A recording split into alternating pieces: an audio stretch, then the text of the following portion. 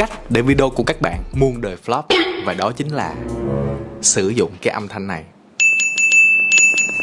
Nghe quen đúng không? Nhưng mà vấn đề nằm ở chỗ là cái âm lượng mặc định của cái âm thanh này nó hơi lớn. Nhiều bạn không để ý là quăng thẳng cái âm thanh này trực tiếp vô luôn, thì nó vừa chói tai mà nó vừa lấn át đi cái giọng nói của các bạn. Cho nên khi sử dụng là các bạn hãy điều chỉnh âm lượng của nó lại chút xíu. Ví dụ như ở trên CapCut là mình thường để nó xuống khoảng trừ 50, còn ở trên Premiere hay là CapCut PC thì mình thường để xuống khoảng trừ 6 decibel. Ngoài cái tiếng tinh này thì Soundfest còn rất là nhiều âm thanh hay ho mà tại sao các bạn không thử sử dụng?